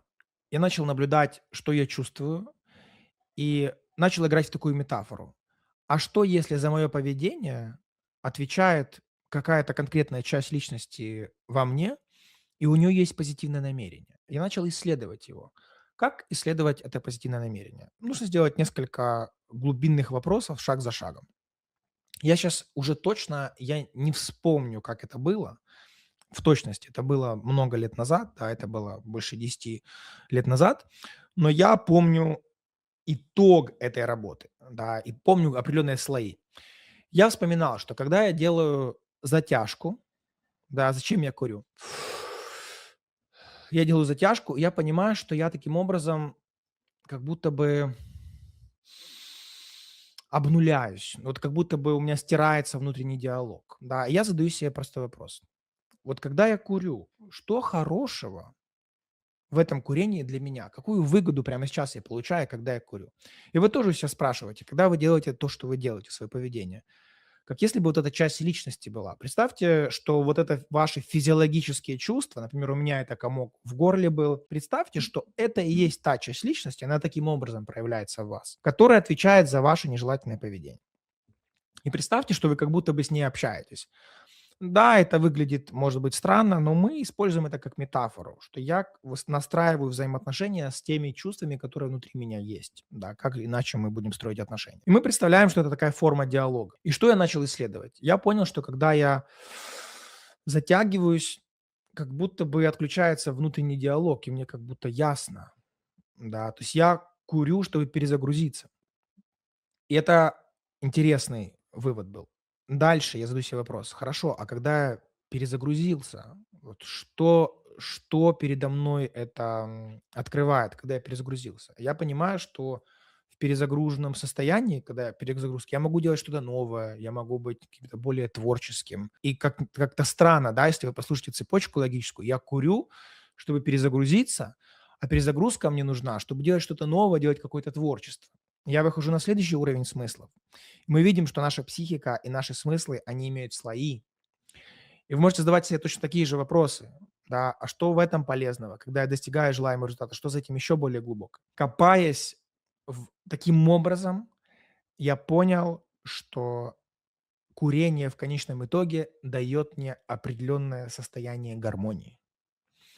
Что гармония и переживание гармоничного состояния, где я чувствую контакт с собой, и где я чувствую контакт с миром, и есть моя конечная цель курения. И когда я выходил, когда я работал над этим, я жил на 10 этаже, я не курил в квартире, я курил в коридоре, я выходил в коридор, и я выходил туда, чтобы почувствовать свою целостность. Когда я терял гармонию с собой, как бы это странно ни звучало, я шел курить. Курил, перезагружался, соединялся с собой, да, и чувствовал себя хорошо. Да, все. Я подышал, гармония восстановилась. И шел дальше работать. И для меня основным инсайтом было следующее. Когда я добрался до корня, почему, что самого позитивного в моем поведении, я понял, почему мне было так сложно его бросить. Почему мне сложно было бросить курить. Потому что каждый раз, бросая курить, я забирал у себя доступ к состоянию гармонии, которое я научился каким-то образом получать с помощью курения. И большая часть наших поведенческих симптомов, плохого поведения, которое мы в себе называем это плохим, на самом деле это просто неудачные стратегии, с помощью которых мы реализуем свои очень глубинные и очень позитивные потребности. Гармония, любовь, личная значимость, свобода, контакт с другими людьми. И когда мы пытаемся бросить эти все плохие привычки якобы, на самом деле мы фрустрируем свои главные ценности. И наша задача научиться по-другому реализовывать это. Для меня тогда стратегией стал бег.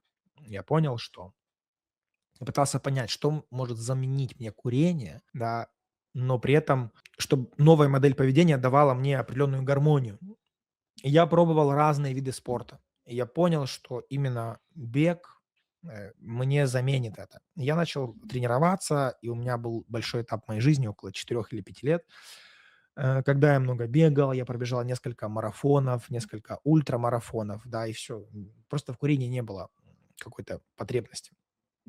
Я сейчас не бегаю, но я занимаюсь другими видами спорта, я дышу пранаямы, да, также занимаюсь йогой, я себя успокаиваю и привожу в гармонию разными способами. И что такое, по сути, наши внутриличностные конфликты? Это когда у меня есть одно намерение, чаще всего есть какое-то негативное поведение, которое я хочу остановить. И есть другое поведение. И конфликт личностный возникает тогда, когда я не могу управлять каким-то видом своего поведения. Я делаю сам себе плохо, да. Хочу, но боюсь. И страх в данном случае — это он саботирует мое поведение, я делаю какие-то глупости. И если начать не избавляться от страха, а узнать, что хорошего хочет для меня страх, добраться до сути страха, какую ценность он пытается вам донести, соединиться с этим.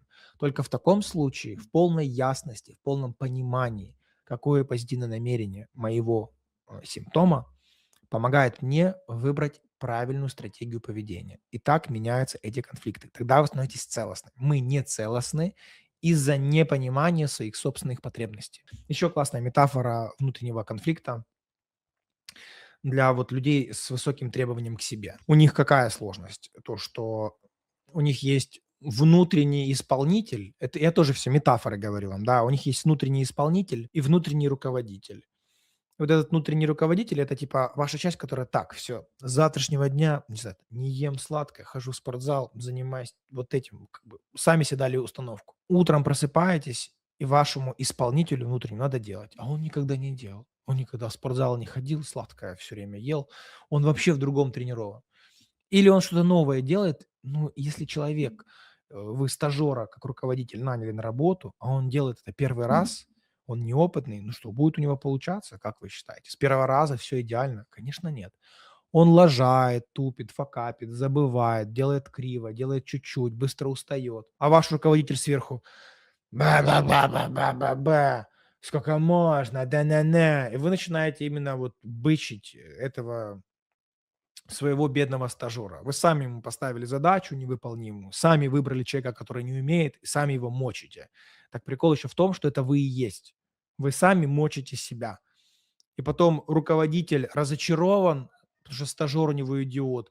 Стажер какой-то униженный, он и так ему плохо делать что-то новое, а его еще сверху руководитель прессует. И все это внутри вас происходит. Это типичная метафора частей внутреннего критика, да, и как мы сами к себе относимся. Насколько мы хорошо, насколько мы себя осознаем в роли стажеров, что мы все время чему-то учимся, насколько мы хорошие руководители сами для себя. Это тоже очень многое о нас говорит.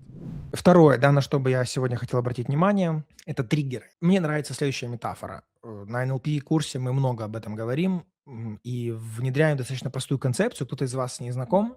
Это идея про 3 центра. Про ментальный центр, да, про наш когнитивный центр, про сердечный центр или эмоциональный и про соматический центр, телесный.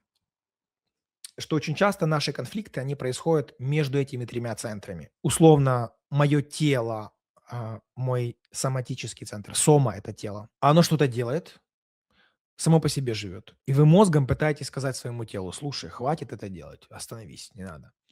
А тело не слушает, оно по-своему как-то там думает, да, или мозг там говорит эмоциям: остановитесь, а эмоции сами живут своей жизнью. А бывает так, что тело делает само, а эмоциям стыдно, например, да, а тело все равно делает. То есть, ну, у нас возникают конфликты на этих разных уровнях. И наша целостность, и ощущение целостности и счастья наступает в моменты, когда у нас 3 уровня синхронны. Я живу в соответствии со своими чувствами, мое тело синхронно с моими чувствами и с моими мыслями. Мои действия соответствуют моим словам. Да. То есть, когда есть вот эта целостность между этими 3 центрами, тогда все устроено и работает хорошо. И очень часто изменение нашего поведения связано с тем, что какой-то один центр живет самостоятельной жизнью. Очень часто это телесный центр. То есть тело делает что-то само, есть свой триггер, да, а мозг живет от этого отдельно. И вы страдаете от того, что вы не можете остановить свой собственный симптом. И в НЛП есть несколько хороших техник, как работать с привычками, да. И, ну, одна из самых базовых– это техника взмаха, да. Но я сегодня хотел бы привести вам в пример одну прикольную технику, которая уже появилась на поздних этапах работы с НЛП, о том, как перезаписываются те или иные триггеры. Это хороший пример того, как работают с фобиями. Что заметили нелперы, в частности, Гриндер и Бендлер? Они заметили, что наши поведенческие паттерны, такие как фобия, что это не просто какая-то спонтанная реакция, что фобия возникает в какой-то момент у человека. Человек, ну, не рождается так раз, у него фобия змей. В какой-то момент фобия формируется внутри нашей психики как реакция на что-то. И когда они начинали интервьюировать людей, изучать, да, как сформировалась фобия, они находили чаще всего некую цепочку событий. Так вот, порой наше поведение, в данном случае, допустим, фобии или любые привычки в том числе, они сформированы благодаря определенной последовательности действий. И в каком-то смысле наша психика научилась вести себя подобным образом. Мы научились бояться. Многие психиатры в меня бросят камень, особенно те, которые лечат таблетками депрессию, но часто депрессировать– это тоже процесс. Человек иногда сам запускает у себя депрессивные реакции и поддерживает себя внутри своей собственной депрессии. Да, я знаю, что это болезнь, я не обвиняю людей, да, у которых депрессия, но депрессия– это состояние, фобия– это в том числе состояние. И есть, если есть состояние, есть триггеры, которые его запускают. И в чем в данном случае основа работы с триггерами? Один из паттернов– это разучить человека этой фобии. То есть помочь ему выработать внутри его психики абсолютно другую реакцию. Я приведу вам простую метафору и простой пример. Представьте следующую картину. Мы интервьюируем человека и говорим ему следующее. расскажи, как у тебя сформировалась фобия. И он говорит, ну, в общем, лежу я дома вечером, смотрю там какой-то телевизор, я что-то смотрю. И мне надо сходить, не знаю, в магазин за хлебушком. Я встаю с дивана, иду в магазин за хлебушком, прохожу мимо какого-то дерева, и с этого дерева мне на плечо падает огромнейший паук. Да. Я просто в ужасе от этого неожиданного поворота событий. Я думаю: "Блин, плохой знак". Я в ужасе бегу домой и ложусь дальше смотреть телевизор, и хлебушка забыл купить. Вот условно вам базовая такая реакция. И теперь подумайте вот над чем. Я вам рассказал цепочку событий. Для нервной системы это просто набор стимулов, да, последовательности стимулов. Но что теперь для человека может стать триггером, вызывающим фобию паука? Да, типа всякие деревья или еще что-то, или запах, может, даже дерева, понимаете? И нервная система человека запоминает эту простую вещь. И он проходит мимо дерева и думает: "Блин, а не прыгнет ли тут на меня паук часом? Не обнаружу ли я его?" И психика запоминает так несколько раз, формируется эта фобия. Худшее, что может происходить, внутри психика человека — это не фобия, а фобия фобии. Когда человек не справился со своей реакцией страха, он ощущал бессилие от своего собственного страха, и теперь он боится вот этого страха, этого бессилия. То есть у него страх на страх. Здравствуйте, панические атаки. Да, это другая тема, в НЛП это называется метасостояние, это тема мастерского курса. Но что в данном случае можно сделать, чтобы перезаписать триггер? Нашим триггером может стать дерево. Но что заметили Бендлер и Гриндер? Что если есть какая-то цепочка последовательности, как была сформирована фобия, можно ее разорвать. Каким образом? Помочь человеку в его нервной системе прожить это наоборот. Есть классное видео, вы можете открыть его в YouTube, посмотреть отдельно. Я не помню, как оно называется. Короче, смысл видео такой. Мужчина решил научиться кататься на реверсном велосипеде. То есть у которого руль сделан таким образом, что если ты поворачиваешь влево, он поворачивает вправо, а если ты поворачиваешь вправо, он поворачивает влево. То есть мы привыкли, мы умеем кататься, ну, как если бы, я не знаю, умеете ли вы, нет, мы умеем кататься на велосипеде. Он сделал реверсный руль и научился так ездить. То есть он перепрошил свою нервную систему. Да, поворачиваю влево и еду вправо. Он несколько месяцев это делал, он снимал свой эксперимент на камеру, и потом он в какой-то момент сел на обычный велосипед и не смог поехать. Он не смог поехать, потому что его тело переучено, и он упал. Но потом он потренировался какое-то время и снова научился. И он умеет теперь ездить и так, и так. Так вот, нервная система человека, которая запомнила, как бояться паука, это навык.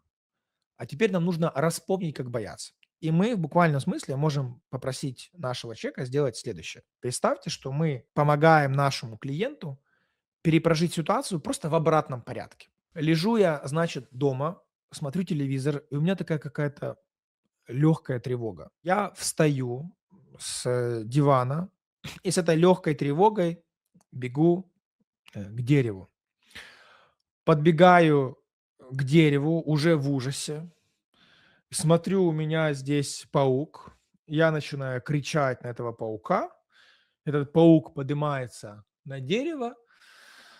Да, мне становится спокойно, и я снова возвращаюсь к себе домой. И вот я рассказал вам эту историю. И клиент ее перепрожил в такой последовательности. Какое состояние у вас вызывает такая история? В чем здесь основная задача? Мы не просто рассказываем эту историю, а мы тренируем в НЛП. Чем мне очень нравится НЛП, то, что в НЛП не так много магии, потому что мы очень много внимания обращаем на физиологию. И прежде чем делать такую технику, да, мы обращаем внимание на последовательность физиологических реакций, на программу, в буквальном смысле физиологическую программу, как человек рассказывает эту историю. И я прошу своего клиента пережить эту программу задом наперед. Человек раз ее проживает задом наперед, два проживает ее задом наперед. И что происходит в этот момент в его нервной системе? У него разрушается причинно-следственная связь того, как у него это состояние вызывается. Мы триггеры смешиваем, нет старой реакции. Он пытается снова прожить эту историю, а у него все перемешано, и нет старой реакции, нет этой фобии, она не зациклена. Да, и что мы делаем таким образом? Еще раз повторю эту ключевую мысль, что если реакция все время формируется, значит, у нее один и тот же триггер. Значит, это навык вашей психики, вашего тела вызывать одну и ту же реакцию. Наша задача декомпозировать это на определенные пазлы, как, используя физиологию. В НЛП есть огромное количество ключей, которые измеримы, на которые мы можем смотреть. Это глаза, это дыхание, это поза, это жестикуляция, да, есть масса разных моделей. Вот. И по этим параметрам мы понимаем, что происходит с нашим клиентом. Действительно ли он это проживает, или он думает, что он это проживает. Да, мы можем отличать прям это в НЛП. И мы разучиваем его, и все, его старая реакция просто не работает. Да, по сути, вот кто-то пишет, что даже путаница в голове, и сделаю акцент, не просто в голове, не просто в голове, а даже в теле и в эмоциях триггеры перемешаны. Мы не только с головой, мы с телом работаем, он же физиологически это проживает. Мы разрываем старые связи у человека. В данном случае есть несколько названий этой техники. Да, вы можете назвать ее взмах, да, но это работа с фобиями. Одна из форм работы с фобиями. Ричард Бендлер называл это нейрогипнотик репаттернинг. Да, короче, репаттернинг с помощью гипноза. Если мы не помним, какая ситуация запустила реакцию, мы можем поисследовать какие-то конкретные контексты, где она была. Или в НЛП есть другая часть работы с этим. С помощью этого можно работать, кстати, и с аллергиями. Есть в НЛП классные техники работы с аллергиями. Здесь логика работы немножко другая, если мы не знаем, что. Но мы представляем образ со стороны того, чего мы боимся. Но нужно представить это таким образом, чтобы это не вызывало у нас сильных эмоций. Хорошая метафора при правильной визуализации – это предмет моей фобии за стеклом. Да, когда мы представляем его за стеклом, это вызывает меньше эмоциональную окрас. И потом мы находим что-то, что похоже на это, но у нас фобии нет. У нас формируется два образа. Один образ, вызывающий у меня фобию за стеклом, и что-то второе, что похоже на это, но фобию не вызывает. И мы начинаем смешивать для сознания эти два образа. А на самом деле мы смешиваем эти состояния. Мы меняем мои ощущения, ассоциации, переживания с тем, чего я боюсь. И для мозга мы делаем то же самое. Да. Просто в первом случае, то, что я вам рассказывал, мы отматываем назад, разрушая причинно-следственную связь, да, а в данном случае мы смешиваем два разных состояния. И третье, чем бы сегодня хотел поделиться. Многие думают, что убеждения, они живут в голове. И с одной стороны, да, они живут в голове в качестве мыслей, внутреннего диалога, каких-то причинно-следственных связей, которые мы выстраиваем в себе. Но еще наши убеждения живут в наших эмоциях. Они живут в нашем теле в том числе. Они живут, в наших поведенческих реакциях. Убеждение не только в голове. Если бы оно жило только в голове, то хрен с ним, живет, пусть себе живет. Но нет же, оно влияет на то, как мы действуем. Если человек считает, что деньги – это зло, да, или деньги – это что-то плохое, будет ли он интуитивно искать способы больше заработать? Или если человек считает, что деньги – это что-то плохое, когда ему в жизни выпадет классная возможность повысить свой уровень дохода или лучше работа, воспользуется ли он этой возможностью, чтобы жить лучше и помогать своей семье? Если внутри он считает, что деньги – это что-то плохое, или ощущает их как нечто плохим. Это риторический вопрос. Конечно же, нет. Он будет саботировать решения, возможности, отказываться и так далее. Поэтому убеждения, они живут и в нашей голове, и в наших эмоциях, и в нашем теле. И правда в том, что огромное количество убеждений, которое максимально влияет на нашу жизнь, максимально, нами даже не осознаваемы. То есть мы даже о них не знаем. И они влияют на наше бессознательное, они живут в нашем бессознательном и влияют интуитивно на то, что мы видим, на то, какими мы считаем себя, мир и так далее. И я считаю, что нам нужно больше изучать эти убеждения, больше фокусироваться на них. Есть простой пример. Начните исследовать эти убеждения. Вот у убеждения есть очень четкая структура, очень четкая. Эта структура логическая. Она называется либо комплексная эквивалентность, эквивалентность, то есть одинаковость. Сейчас я объясню. Одно означает другое. Или причина-следствие. Что такое комплексная эквивалентность? А равно Б. Например, самый, не знаю, что немножко глупенький пример, но пьет, значит, любит. Вот такое есть убеждение у человека в голове, у него смешалось. Тоже частая тема. Неочевидное убеждение. Я такой, какой я есть, равно какой-то неправильный по умолчанию. Со мной что-то не так. Я не такой родился. Это тоже убеждение, которое очень часто у человека в речи на самом деле и не звучит. Он не говорит об этом. Он так чувствует себя, и вся его жизнь крутится вокруг того, что со мной что-то не так. Я так чувствую, я ненормальный. Вот такое у человека убеждение. Что такое причинно-следственная связь? Если кошка перебежала дорогу, а если она еще черная, то это обязательно что-то плохое случится, не повезет. И если человек с пустым ведром перешел тебе дорогу, если ты вернулся в квартиру и не посмотрел в зеркало, и можно продолжать, да, эти маленькие страшилки. Но у человека есть и другая система убеждений, да, если то. И когда вы начинаете исследовать свои убеждения, обычно там есть какая-то закономерность, какая-то логическая связь в этом убеждении, в которую вы верите, но на деле которая не является правдой. У меня, помню, было однажды такое убеждение, что успех с первого раза невозможен. Да, это комплексный эквивалент А равно Б. Что успех с первого раза это равно невозможно. Такого быть не может. И я, прежде чем у меня что-то получалось, я делал огромное количество фейлов, факапов, каких-то непонятных, бессмысленных действий. То есть я все время бился лбом в стену. И когда я осознал, что у меня есть убеждение, ну, не бывает с первого раза хорошо, я над ним поработал, да, у меня пропала эта программа, что обязательно надо лажать, я начал просто быстрее достигать своих результатов. Ну, очень простая как бы мысль. И что бы я хотел, чтобы мы с вами сейчас проделали? Я не совсем понимаю, на каком уровне осознанности вы находитесь, но есть ли у вас какой-то материал, да, в качестве ограничивающих убеждений, с которым вы бы хотели сегодня поработать? Может быть, у вас уже есть какие-то убеждения? И я бы сейчас показал вам определенную технику, которая, с одной стороны, она позволит вообще понять, реально ли это у вас ограничивающее убеждение, или вы себя просто накрутили. Второе, эта техника может быть классной диагностикой, и вы глубоко поймете свое убеждение и насколько оно влияет на вашу жизнь. И в каком-то смысле вы можете сказать, да не влияет, фиг с ним, вообще не буду думать об этом. А где-то вы поймете, ага, это и есть корень, что мне мешает больше всего. В некоторых случаях это убеждение даже может уйти после этой техники, то есть вы можете избавиться даже от убеждения. Давайте поработаем с этим немножко. Я хочу вам предложить достаточно простую практику. Мы ее называем в курсе цветочек. Как можно с этим работать?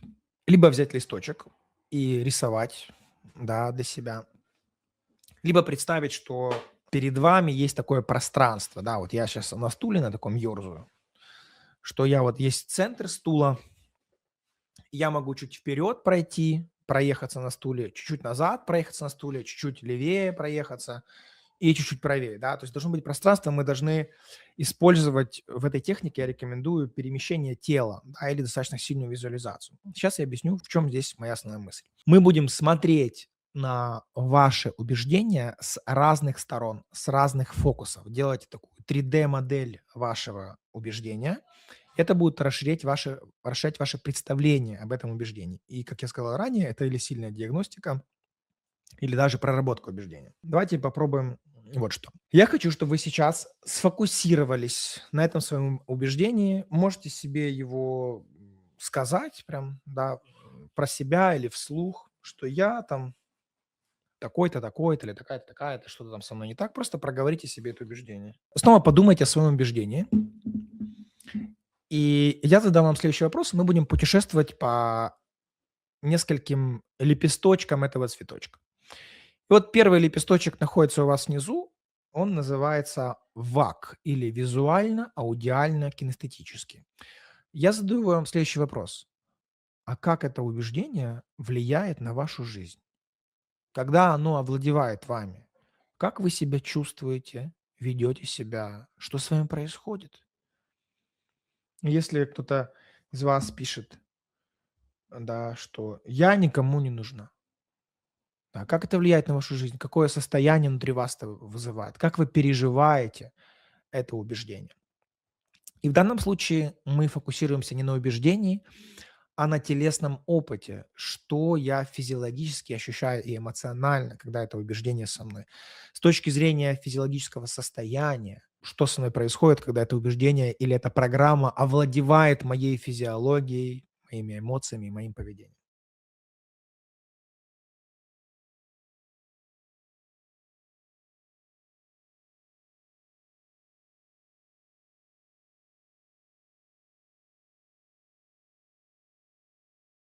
Я сейчас попрошу вас странную вещь делать. Скажите спасибо этим чувствам, да, что они у вас есть, что они проявились. И мысленно представьте, что вы вернулись, да, в центр этого цветочка к своему убеждению. И теперь у вас есть об этом убеждении еще новая информация. Оно у вас вызывает вот такие эмоции, теперь вы это знаете. Теперь я попрошу вас сделать следующее. Сфокусируйтесь на этом убеждении и представьте, что вы идете в лепесточек, который мы называем ценностью или позитивным намерением. Задайте себе следующий вопрос. А что хорошего это убеждение для меня делает? В чем его позитивное намерение, как программы? Может быть, есть, если оно так давно от меня не уходит, может быть, есть что-то хорошее, что оно для меня делает или делало когда-то. Может быть, что убеждение, оно уже не актуально. И в данном случае мы не стараемся избавиться от убеждения, мы стараемся его понять. Что оно делает для нашей жизни, для нашей психики? В чем его позитивное намерение? Или какую потребность или мою ценность это убеждение защищает или реализовывает, да? И задайте себе честно этот вопрос и понаблюдайте, какие ответы к вам приходят. Что хорошего это убеждение может делать для меня или делало? Какие мои ценности, намерения или потребности помогало мне реализовывать?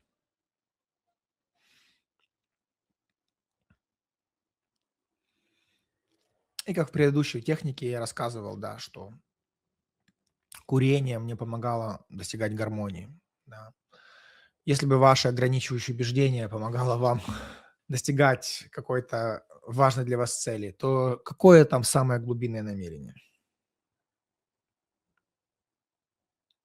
Это намерение может быть актуальным, а может уже не актуально. Но что полезного могло делать для меня это убеждение?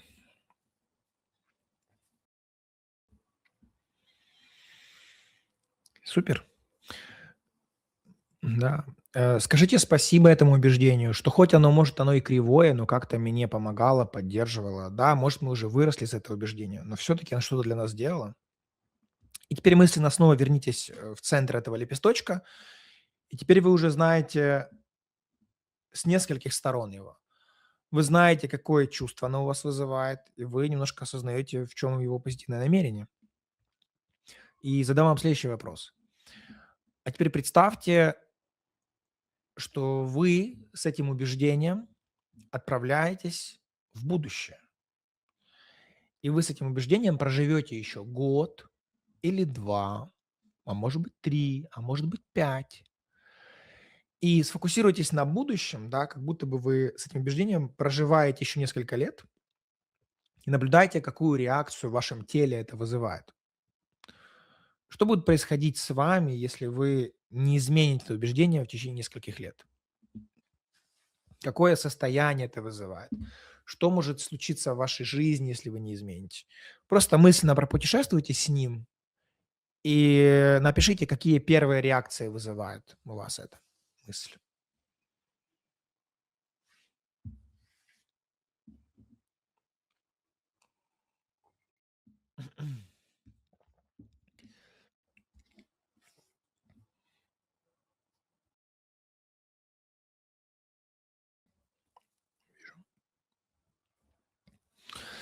Да, что нам дает ответ на этот вопрос?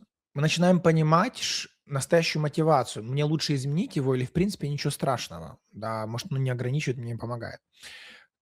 И теперь я попрошу вас вернуться снова в центр, да, и снова осознать, да, что у вас есть еще новая часть этой информации об этом убеждении, что теперь вы знаете, как оно переживается, вы осознаете чуть больше позитивное намерение этого убеждения, и вы немножко заглянули в будущее, да, к чему это может вас привести. И следующее, что попрошу вас сделать, соединитесь снова с этим убеждением и задайте себе следующий вопрос.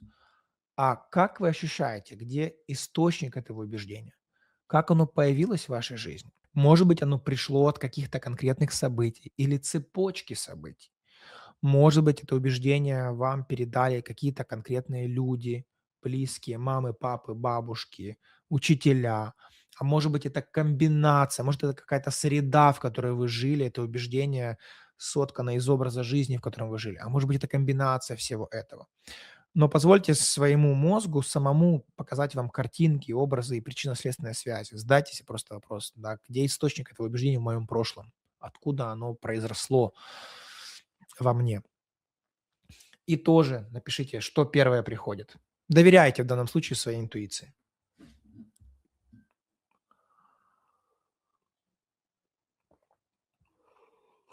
Да, и теперь снова представьте, что вы заходите в центр этого убеждения, повторяете его себе. Посмотрите на него с точки зрения этих 4 лепесточков. Вы знаете, что как оно влияет на вашу жизнь, как вы его чувствуете. Вы понимаете, в чем его позитивное намерение. Вы знаете, что будет в будущем, если вы не измените, и у вас есть представление, как оно идет с прошлым.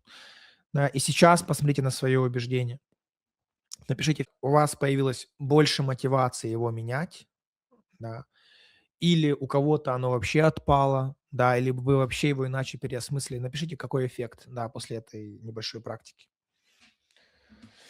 Иногда хорошим эффектом является кристаллизация. То есть теперь вы можете точно понять, да, это точно оно, я понимаю, что именно с этим надо работать. И с этим вы можете работать или с психологом, или на курсе НЛП. Да, но для вас это материал для работы, который кристаллизуется, и вам не надо теперь копаться годами, и вы уже понимаете, с чем нужно работать в себе.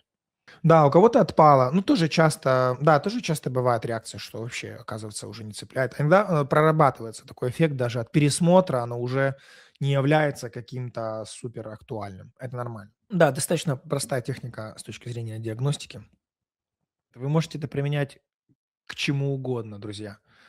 Ну, то есть это не обязательно с убеждением, да, к любому симптому, к любой привычке, к любой мысли, да. Это достаточно универсальная модель. Просто в данном случае мы ее запаковали вокруг диагностики убеждений, но она достаточно универсальна. Если подытожить, да, то, что мы сделали сегодня, то, что сдача у нас не во внутренних конфликтах, а в непониманиях наших настоящих намерений, чего мы хотим. Не понимая свои намерения, мы не можем понять, что нам делать, как их реализовывать, потому что проблема не в поведении, а в том, что стратегия реализации наших намерений, ну, она кривая, да, она не экологична по отношению к нам самим. Триггеры можно переписывать и разучиваться, чувствовать себя определенным образом, но вам нужна декомпозиция какого-то поведенческого паттерна.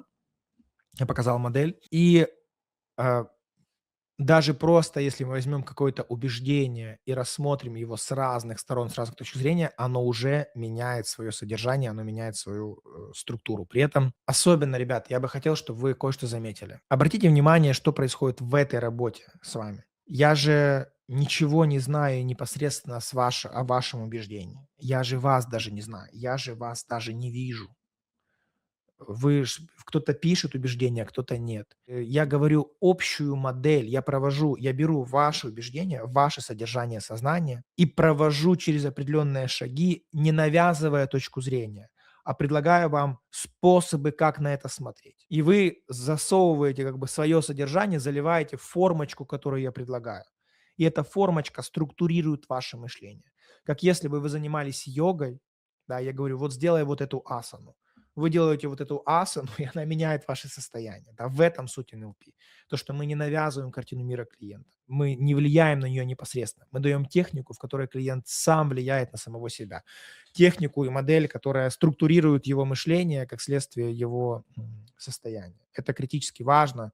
То, чем НЛП отличается, да, от других парадигм. В данном случае я показал вам несколько техник. Так, ребят, напишите, пожалуйста, что для вас было в сегодняшнем эфире максимально полезным. С какими инсайтами уходите, с чем сегодня уходите.